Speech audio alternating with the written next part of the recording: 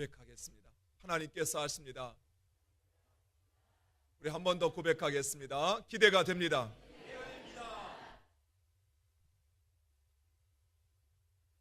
최근 유관순 열사의 감옥 생활을 다룬 한거라고 하는 영화가 많은 관객들에게 큰 호응을 받고 있습니다. 영화를 통해서 새롭게 알게 된 사실 하나는 유관순 열사뿐만 아니라 이름이 알려지지 않은 수많은 여성들이 우리나라의 독립을 위해서 희생하셨다라고 하는 것입니다. 기생들이, 또 그 이름도 없는 누구누구의 어머니가 이 나라를 위해서 자신을 드렸기에 이 나라가 지금 여기까지 온 줄 믿습니다. 물론 하나님의 은혜이죠. 또 한 가지, 우리나라의 독립을 막고자 일제가 저지른 그 고문과 그 만행은 결코 인간으로서는 도저히 할 수도 해서도 안 되는 일들이었습니다. 이 영화의 감독은 최대한 고문 장면을 절제하였다라고 하지만 영화 평론가들은 이 영화 속에 나오는 그 장면들이 공포 영화보다 더 공포스러웠다라고 논평을 하고 있습니다. 물론 모든 인간이 이처럼 악하고 자신의 목적을 위해서는 수단과 방법을 가리지 않는 그런 존재는 아닙니다. 그러나 우리 인간 내면에 있는 그 악한 본성은 때로는 누군가에게는 씻을 수 없는 고통을 주기도 하고 때로는 커다란 상처를 남기기도 합니다.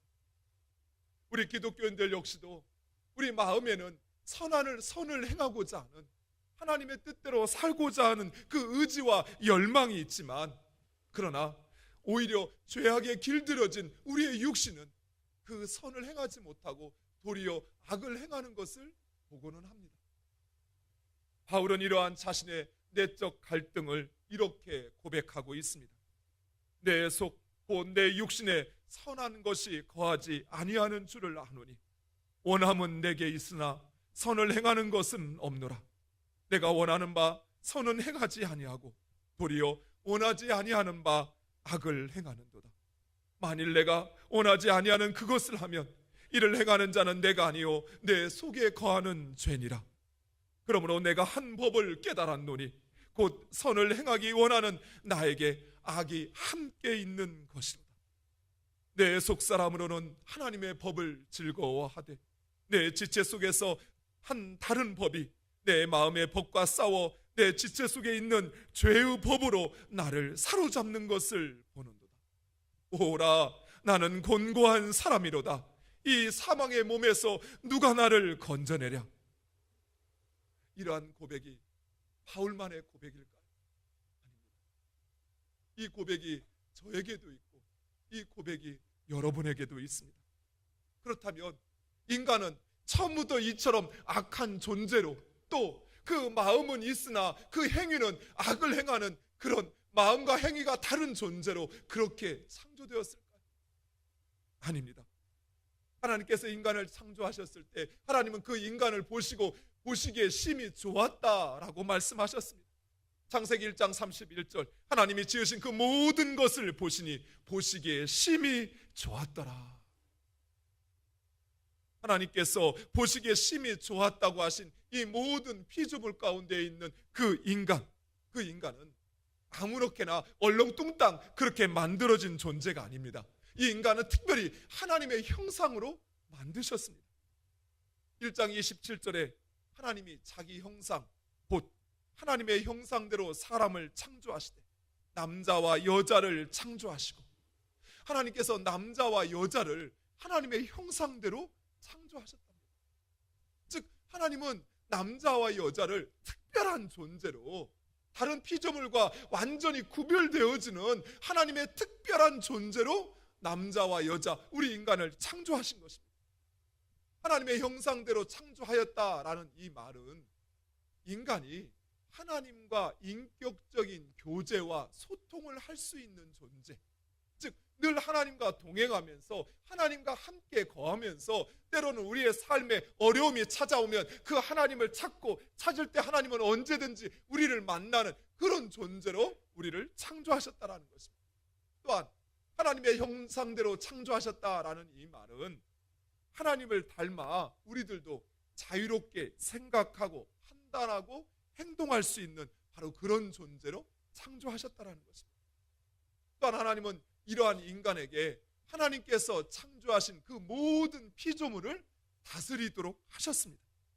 인간으로 하여금 그 모든 피조물을 통해서 자신의 필요를 채우고 또 그 피조물 가운데 생활과 문화를 통해서 자신을 실현할 수 있는, 그래서 하나님을 영화롭게 할 수 있는 그런 존재로 우리를 만드신 것입니다. 창세기 1장 28절에서 29절, 하나님이 그들에게 복을 주시며 하나님이 그들에게 이르시되 생육하고 번성하여 땅에 충만하라, 땅을 정복하라, 바다의 물고기와 하늘의 새와 땅에 움직이는 모든 생물을 다스리라 하시니라. 하나님이 이르시되 내가 온 지면에 씨 맺는 모든 채소와 씨 가진 열매 맺는 모든 나무를 너희에게 주노니 너희의 먹을거리가 되리라. 또한 하나님은 아담과 하와에게 이 모든 것, 아니 부족한 것이 없는 에덴 동산을 주셨습니다. 그래서 아담과 하와는 바로 그 에덴 동산에서 먹고 살 걱정도 없이 그 어떤 부족함도 느끼지 않고 아주 평화롭게 행복하게 살 수 있는 그런 존재였던 것입니다. 하나님의 형상으로 창조된 이 인간은 행복하였으며 자유하였으며 선하였으며 또한 아름다웠습니다. 아담과 하와의 관계 없이 내 뼈 중에 뼈요 내 살 중에 살이라고 고백한 이 아담의 고백에서처럼 아담과 하와는 서로를 사랑하는 존재였습니다. 마치 결혼식에서 남녀가 서로에게 서약하듯이 아담과 하와는 서로를 귀하게 여기고 존중하고 순종하며 보호하며 사랑하는 그런 관계였습니다. 이런 관계가 남녀 아담과 하와만의 관계가 아니었습니다. 모든 인간의 관계가 바로 그런 관계였습니다. 서로 사랑하고 서로 존중하고 서로 배려하고 서로 도와주고 서로 섬기는 그런 관계로 하나님은 우리를 창조하셨던 것입니다. 또한 인간과 피조물의 관계도 먹고 먹히는 약육강식의 그런 관계가 아니었습니다. 하나님께서 창조하신 모든 피조물들은 인간에게 순응하여서 인간이 살 수 있는 가장 행복한 환경을 제공해 주었고, 인간 역시 그런 피조물들을 평화롭게 다스리는 그런 관계 속에 창조하신 것입니다. 이처럼 하나님에 의해 창조된 인간은 바로 이러한 존재였습니다. 자신의 목적을 위해서는 무자비하고 야만적인 고문을 하는 그런 인간이 아니었습니다. 또한 마음은 원이지만 그 육신이 그 마음과 다르게 악을 행하는 그런 존재가 아니었습니다. 그 마음에 선한 의도가 있으면 그 선한 의도가 그의 삶으로 그렇게 살아내어지는 그런 존재였습니다. 다윗은 이러한 인간의 가치와 이러한 인간의 존엄을 깨닫고 시편 8편 5절에서 인간을 향하여 그 머리에 영화와 존귀로 관을 씌우셨다라고 말씀하고 있습니다. 그만큼 우리 인간은 특별한 존재였습니다. 우리 인간은 오직 하나님의 그 기쁨과 영광이 되는 그런 존재로 창조된 것입니다. 사랑하는 성도 여러분, 여러분 모두는 바로 그 하나님의 특별한 관심과 사랑과 배려 가운데 사는 존재인 것을 기억하시기 바랍니다. 인간을 위한 이처럼 치밀하고도 철저한 하나님의 창조와 섭리, 그것은 이 세상 그 무엇보다도 완벽하고 아름다웠습니다. 하나님께서는 이러한 인간을 창조하신 후에 창조주 하나님에 대한 순종과 영원한 생명에 대한 약속하는 그 생명 언약을 맺게 됩니다. 이 생명 언약을 행위 언약이다라고도 합니다. 행위 언약이다라고 말하는 것은 이 언약은 아브라함의 순종적인 행위를 통해서만 유지되어지기 때문입니다. 창세기 2장 16절에 여호와 하나님이 그 사람에게 명하여 이르시되 동상 각종 나무의 열매는 내가 임의로 먹되 선악을 알게 하는 나무의 열매는 먹지 말라. 내가 먹는 날에는 반드시 죽으리라 하시니라.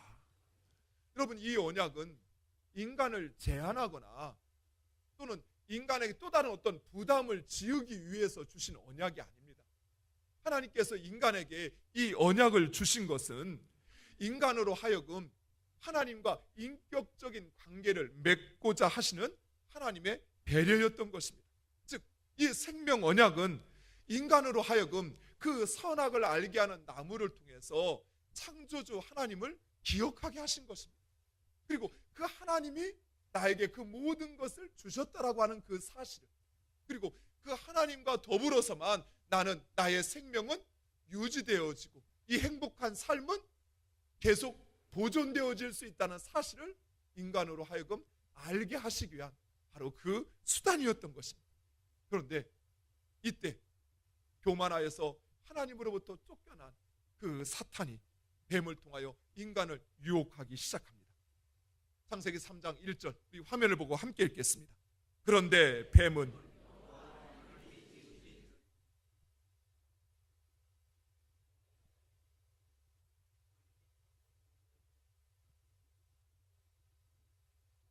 하시더냐. 아멘. 이후 진행되는 사탄과 그 여자의 대화를 보면 사탄이 우리를 어떻게 유혹하는지, 그리고 우리들이 어떻게 그 사단의 유혹에 빠져서 죄를 범하는지 그 고리를 알 수가 있습니다. 먼저 사단은 하나님의 말씀에 대한 의심의 생각을 인간에게 집어넣어 줍니다. 하나님이 참으로 너희에게 동산 모든 나무의 열매를 먹지 말라 하시더냐. 하나님께서는 동산에 있는 그 모든 나무의 열매를 먹지 말라고 말씀하지 않았습니다. 사탄도 영이기 때문에 그 사실을 알고 있습니다. 다만 이 사탄은 지금 인간으로 하여금 하나님에 대한 불신의 마음을 조장하기 위해서 그 의심하는 말을, 의심하는 생각을 집어넣어주고 있는 것입니다. 우리는 이 의심의 말과 생각이 우리 마음에 찾아올 때 하나님의 말씀에 대한 의심의 생각, 정말 하나님께서 나와 함께 하실까? 하나님께서 정말 나를 지켜주실까? 내가 하는 이 일을 하나님께서 책임져 주실까라고 하는 그 의심의 생각이 우리 마음에 찾아올 때 그것은 바로 사단이 하나님을 향한 우리의 믿음을 흔들기 위한 유혹이라고 하는 것을 여러분 분별하셔야 합니다. 다음으로 사단은 거짓말을 통해 우리의 마음을 흔들어 놓습니다. 4절, 너희가 결코 죽지 아니하리라. 새빨간 거짓말입니다. 하나님은 분명히 선악을 알게 하는 나무를, 그 열매를 먹으면 반드시 죽는다라고 말씀하셨습니다. 그리고 그 죽음은 단순히 육체적인 죽음만이 아니요 하나님과의 완전한 관계가 단절되어지는 그 영원한 죽음이다라고 말씀하셨습니다. 그런데 사탄은 인간을 유혹하기 위해서 자신이 책임질 수도 없는 이 거짓말을 지어내서 하고 있는 것입니다. 여러분, 사탄은 거짓의 영입니다.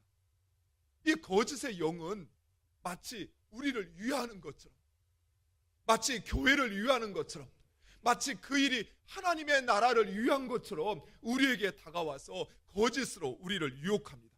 그러나 이 거짓의 영은 사람들을 유혹하여 오히려 진리로부터 멀어지게 할 뿐이라는 사실을 우리는 분명히 기억해야 할 것입니다. 특별히 오늘날 세상 가운데 확인되지 않는 가짜 뉴스들이 판을 치고 있는 것을 볼 수 있습니다.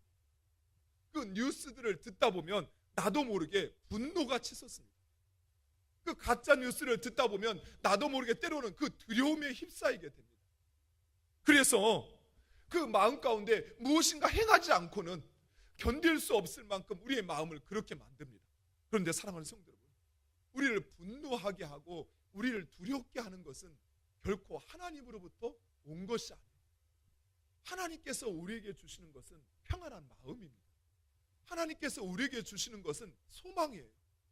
하나님께서 우리에게 주시는 말과 생각은 오히려 우리로 하여금 하나님을 향한 도전, 즉 하나님의 뜻 가운데 순종하게 만드시는 것, 그것이 바로 하나님께서 우리에게 주시는 것입니다. 우리의 마음을 분노케 만들고 또는 우리로 하여금 두려우게 만드는 것은 결코 하나님으로부터 오는 것이 아니라는 것입니다. 경기도 성남에 선한 목자교회가 있습니다. 그 교회를 목회하시는 유기성 목사님이 한 번은 페이스북에 파키스탄에서 기독교인이라고 하는 이유로 화형에 처하는 그 사진 한 장을 올리게 됐습니다. 이 목사님이 인터넷에서 파키스탄에서 기독교인이 이런 핍박을 당하고 있습니다 라고 하는 글과 함께 올려진 사진을 자신의 페이스북에 올렸던 것입니다. 그런데 실제로 그 사진은 가짜였습니다. 그 사진은 파키스탄에서 강도짓을 한 그 사람을 그 공개적으로 처형하는 그 장면이었던 것입니다. 그런데 어떤 기독교인이 이렇게 핍박을 당하고 있다는 사실을 알려내기 위해서 거짓으로 그 사진을 꾸며내어 올렸던 것입니다. 그런데 이 사실이 알려지자 목사님은 아주 곤욕한 지경에 빠지게 되었습니다. 왜냐하면 그렇게 큰 교회를 담임하고 또 하나님의 말씀을 선포하는 목사가 이렇게 거짓으로 사진을 공개적인 곳에 올렸다라고 하니 이 목사님의 위신이 또 이 목사님의 말이 얼마나 사람들에게 우습게 여겨지겠습니까? 목사님이 이 사건을 경험하고 나서 그 마음 가운데 이 거짓의 영이 얼마나 우리의 삶에 가까이 또 우리에게 깊숙이 와 있는가라고 하는 것을 깨닫게 되었다. 하나님을 위한 것처럼, 때로는 교회를 위하는 것처럼, 때로는 마치 나를 위하는 것처럼, 나를 돕는 것처럼, 나에게 뭔가 내가 모르는 특별한 것을 나에게 알려주는 것처럼 그렇게 말을 하지만 실제는 그것이 거짓이었다는 거죠. 그것이 나로 하여금 오히려 하나님으로부터 멀어지고 교회로부터 멀어지게 한 사탄의 유혹이었다라고 하는 것입니다. 그리고 마지막, 결정적으로 사탄은 인간에게 헛된 욕망을 쥐어줍니다. 5절 말씀에 너희가 그것을 먹는 날에는 너희 눈이 밝아져 하나님과 같이 되어 선악을 알 줄 하나님이 아심이니라. 하나님의 형상으로 창조된 인간은 남부럽지 않은 그런 행복한 삶을 살고 있었습니다. 부족하지 않았습니다. 무언가 더 필요하지 않았습니다. 또한 하나님은 하나님의 형상으로 창조된 이 인간이 하나님을 닮기를, 하나님과 같이 되기를 원하셨습니다. 요한복음 14장 12절 말씀에 보니까 예수님은 이렇게 말씀합니다. 내가 진실로 진실로 너희에게 이르노니 나를 믿는 자는 내가 하는 일을 그도 할 것이요 또한 그보다 큰 일도 하리니 이는 내가 아버지께로 감이라. 사랑하는 성도 여러분, 독생자까지도 아끼지 않고 우리에게 주신 하나님, 그 하나님께서 무엇인들 우리에게 주시지 않겠습니까? 예수님은 지금 제자들에게 너희는 내가 한 일도 할 뿐만 아니라 나도 못한 그 일, 더 큰 일도 너희는 할 것이다 라고 말씀하고 있습니다. 이처럼 하나님은 하나님의 형상으로 창조된 우리들이 하나님과 같이 되는 것을 하나님이 꺼려해서 그래서 선악과를 만들고 그래서 그것을 먹지 못하게 만든 것이 아니라 하나님은 우리들이 하나님과 같이 되기를 원하셔요. 하나님의 형상으로 거룩하여져서 온전하여져서 그 하나님과 늘 함께 동행하며 그 하나님이 하시는 그 일을 우리들도 하기를 하나님은 원하신다라는 것입니다. 그런데 이 사탄은 우리에게 헛된 욕망을 심어줘요. 이것만 먹으면 하나님과 같이 될 수 있어. 너 이것만 하면 그 일도 너도 할 수 있게 돼.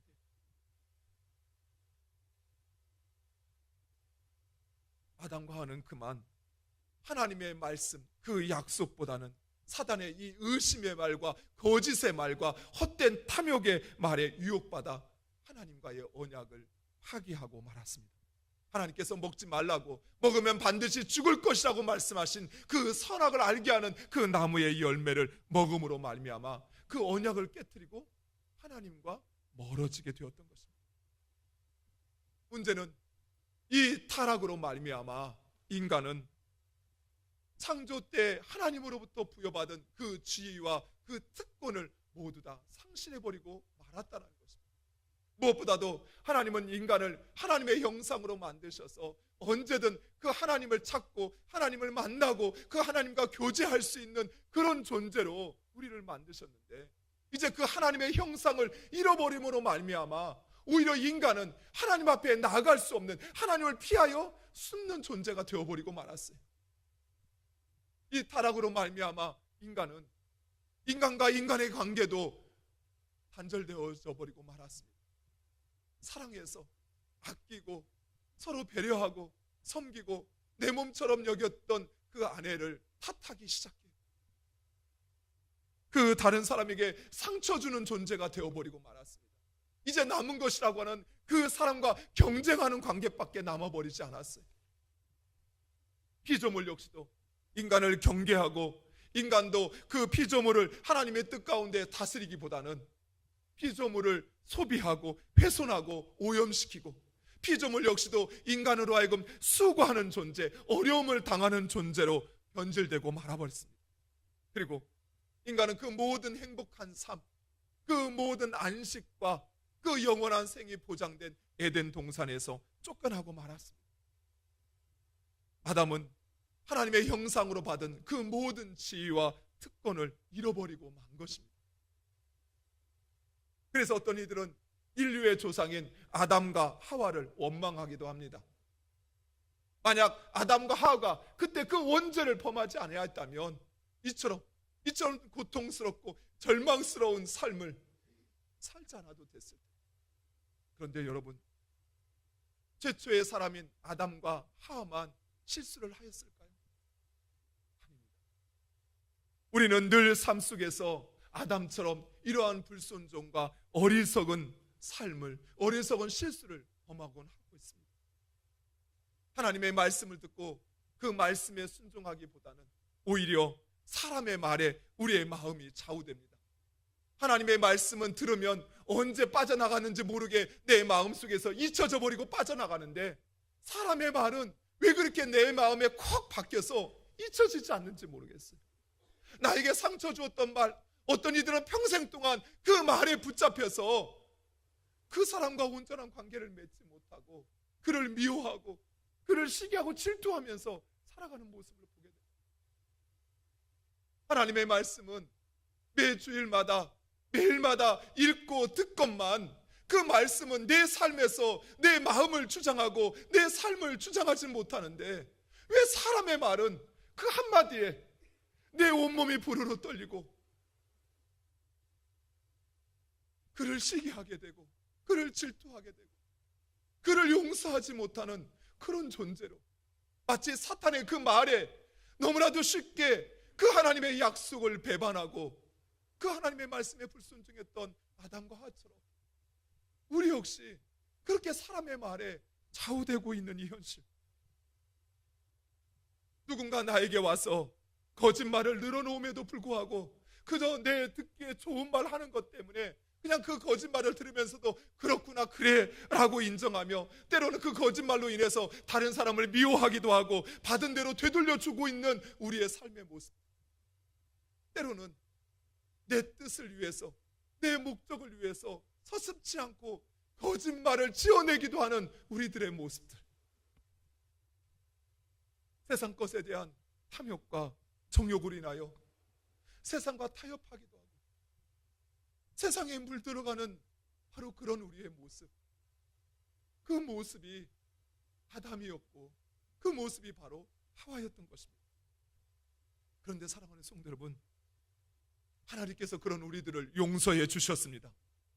결코 용서받을 수 없는 죄인이요, 결코 하나님 앞에 얼굴을 들고 나갈 수 없는 죄인들이었지만 하나님께서 그런 우리들을, 그런 죄인 중에 괴수인 우리들을 하나님께서 자신의 독생자를 십자가에 내어주심으로 말미암아 우리의 모든 죄를 대속하셔서 다시 우리를 그 창조의 지위로 회복시켜 주셨습니다. 로마서 5장 17절 이렇게 말씀합니다. 한 사람의 범죄로 말미암아 사망이 그 한 사람을 통하여 왕노릇하였은즉 더욱 은혜와 의의 선물을 넘치게 받은 자들은 한 분 예수 그리스도를 통하여 생명 안에서 왕노릇하리로다. 여러분, 이 사실, 이 진리를 분명히 기억하시기 바랍니다. 이제 우리는 새롭게 된 피조물입니다. 사망과 죄의 종노릇하던 그런 존재에서 이제는 생명의 왕노릇하는 그런 존재가 되었음을 기억하시기 바랍니다. 물론 우리는 여전히 죄악 세상에 살고 있습니다. 그리고 우리의 육신에 습성화된 그 죄의 씨앗들로 말미암아 우리는 때로는 여전히 의심에 붙잡히기도 하고 거짓의 영에 붙잡히기도 하고 때로는 그 헛된 탐욕으로 말미암아 세상에 썩어질 것을 구하고 있는 그런 존재이지만, 그러나 하나님께서는 예수 그리스도로 말미암아 과거와 현재, 미래의 그 모든 죄까지 사하여 주신 줄 믿으시기 바랍니다. 비록 세상이 우리를 인정하지 않는다 할지라도 하나님께서는 우리를 새로운 피조물로, 그리고 예수 그리스도로 말미암은 그 생명으로 왕노릇하는 그런 존재로 인정하여 주시는 줄 믿으시기 바랍니다. 그러나 여전히 우리 안에 찾아오는 그 죄의 유혹, 그리고 새로운 생명을 가진 자로 살아가기 위해서 먼저 우리가 해야 할 두 가지가 있습니다. 첫 번째, 자신의 연약함을 인정하는 것입니다. 사랑하는 성도 여러분, 비록 우리는 이제 거듭나서 그리고 하나님을 믿고 또 하나님의 말씀대로 살고자 하지만, 우리 모두 안에 있는 그 연약한 죄의 속삭임들, 사단의 유혹으로 말미암아 우리 모두 다 때로는 넘어지기도 하고, 때로는 좌절하기도 하고, 때로는 그 죄의 종노릇하는 존재로 살아갈 때도 있곤 합니다. 그래서 하나님 앞에 나갈 때 우리는 자신이 죄인인 것을 항상 고백하고 나갈 수 있어요. 우리의 힘으로 이것에서 벗어나려고 하면 할수록 우리는 실패할 수밖에 없습니다. 왜냐하면 이 죄와의 싸움은 결코 우리의 힘과 능력으로 싸울 수 있는 싸움이 아니라는 것입니다. 마태복음 26장 41절에 보니까 예수님은 깨어 기도하지 못하는 잠들어버린 그 제자들을 향해서 이렇게 말씀합니다. 시험에 들지 않게 깨어 기도하라. 마음에는 원이로되 육신이 약하도다. 이 말씀은 예수님은 우리의 연약함을 아신다라는 것입니다. 오히려 하나님은 우리가 하나님 앞에 연약한 죄인으로 나갈 때 우리를 책망하시고 그 죄에 진노하시며 우리를 심판하시는 것이 아니라 예수 그리스도의 보혈을 기억하사 우리를 용서하시고 주의 성령으로 우리를 도우시는 줄 믿으시기 바랍니다. 로마서 8장 26절에 이와 같이 성령도 우리의 연약함을 도우시나니 우리는 마땅히 기도할 바를 알지 못하나 오직 성령이 말할 수 없는 탄식으로 우리를 위하여 친히 간구하시느니라. 하나님께서 우리의 연약함을 체벌하시는 분이 아니시라 하나님께서는 하나님의 성령으로 우리를 도우신다라고 말씀하고 있습니다. 그리고 우리는 오직 하나님의 말씀을 우리의 삶의 대원칙, 그리고 그 기준으로 삼아야 합니다. 비록 사탄이 우리를 유혹하고 육신의 법이 우리를 죄와 사망 아래로 끌고 가려고 할지라도 우리는 하나님의 말씀을 우리의 삶의 대원칙으로 삼을 때 우리는 이 사탄의 시험과 유혹을 이길 수 있습니다. 40일 동안 금식하신 예수님에게 사탄이 찾아와서 유혹합니다. 그 배고픈 예수님에게 떡으로 유혹합니다. 그리고 그 예수님에게 이 세상 권세를 다 주겠다라고 유혹합니다. 또 하나님이 진정 너와 함께 하는지 한번 시험해 보라고 유혹합니다. 그 유혹에 예수님은 오직 하나님의 말씀으로 대응하셨습니다. 제자들이 대제사장들과 그리고 백성의 장로들이 그들을 주눅들게 할 때 그 앞에서 그들이 외쳤던 것은 오직 하나님의 말씀이었습니다.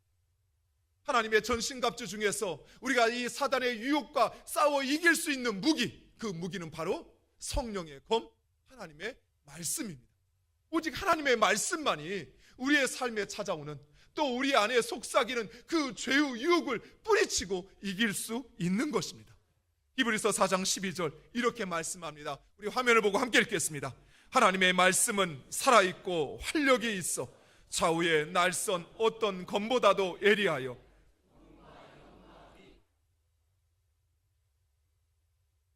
또 마음의 생각과 뜻을 판단하나니. 아멘. 오직 하나님의 말씀이 사단의 유혹을 물리치게 하는 것입니다. 오직 하나님의 말씀만이 나를 향한 그 하나님의 선하시고 기뻐하시고 온전하신 뜻이 무엇인지를 알게 하는 것입니다. 그래서 그 일을 행하게 함으로써 우리로 하나님의 형상의 거룩함을 이루게 하는 줄 믿으시기 바랍니다.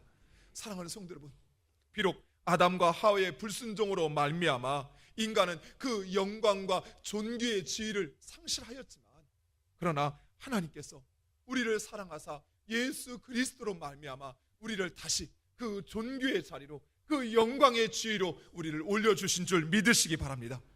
오직 자신의 연약함을 고백하고 하나님의 도우심을 구하시기 바랍니다. 내 삶에서 무너지는, 또 내 욕망을 이기지 못해서 때로는 의심하고 때로는 거짓말하는 우리의 자신의 연약함을 하나님 앞에 내려놓고 하나님의 도우심을 구하시기 바랍니다. 그리고 하나님의 말씀을 여러분의 삶의 원칙으로 삼으시기 바랍니다. 그 말씀을 읽고 듣고 기록하고 기록된 그 말씀을 지키시기 바랍니다. 기도와 말씀은 우리로 하여금 사단의 유혹을 물리치게 할 뿐만 아니라 우리를 하나님의 형상으로 거룩하게 할 것입니다. 여러분의 삶, 다시 새로운 피조물로 거룩하게 된 하나님의 형상으로 다시 그 지위와 회복된, 그 지위와 영광이 회복된 그 하나님의 자녀로, 하나님 나라의 백성으로 살아가는 여러분 되시기를 간절히 축원드립니다. 기도하겠습니다. 아버지 하나님 감사합니다. 이 시간